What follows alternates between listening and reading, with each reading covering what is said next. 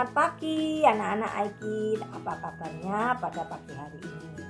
Gak terasa ya, kita sudah berada di penghujung tahun 2022. 3 hari lagi kita akan masuk tahun baru, tahun 2023. Pagi hari ini Tante Leni mau mengajak anak-anak Aikid sebelum beraktivitas, ayo kita membaca firman Tuhan dan membaca Book of Government.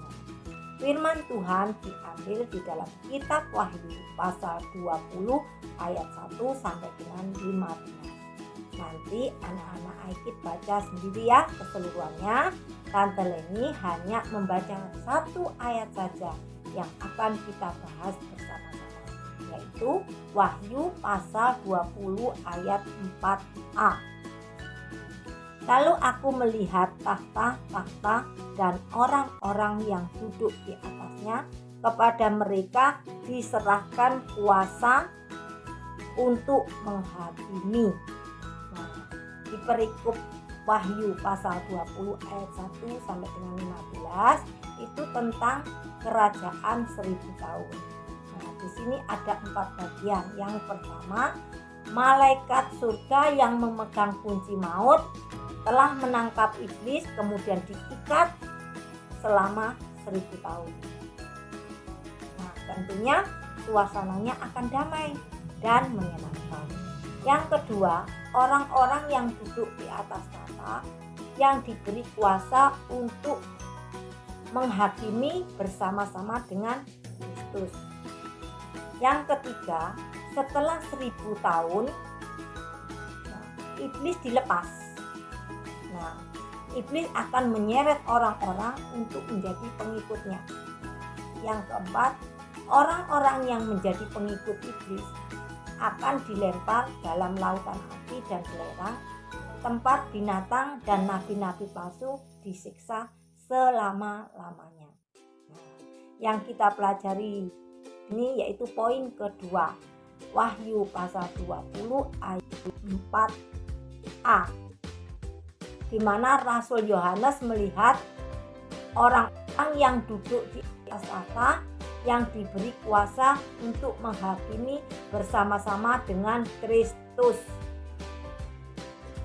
Pertanyaannya, siapa orang-orang yang akan duduk di atas tahta tersebut? Tentunya orang-orang yang berkenan di hadapan Tuhan dan hidupnya tidak bercela, hidup kudus, hatinya suci. Tidak boleh ada perasaan dendam, iri hati, marah, sombong, dan lain-lain. Di hatinya harus selalu ada perasaan kasih kepada siapapun tanpa memilih-milih. Bagaimana caranya supaya hidupnya berkenan dan tidak bercela? Yang pertama yaitu datang kepada Tuhan setiap hari lewat doa dan membaca firman Tuhan. Karena lewat membaca firman Tuhan kita tahu apa yang diinginkan Tuhan untuk kita lakukan. Nah, Alkitab itu merupakan petunjuk atau kompas bagi kita sebagai anak Tuhan. Yang kedua, rajin beribadah sekolah minggu. Anak-anak dapat menyenangkan hati Tuhan yaitu lewat memuji Tuhan. Nah, dan anak-anak juga dapat pengajaran dari guru-guru sekolah minggu tentang firman Tuhan. Nah, Tante Leni percaya bahwa anak-anak Aikid gak ada yang mau dilempar di lautan api dan belerang atau neraka. Semua pasti ingin duduk di tahta memerintah bersama dengan Kristus.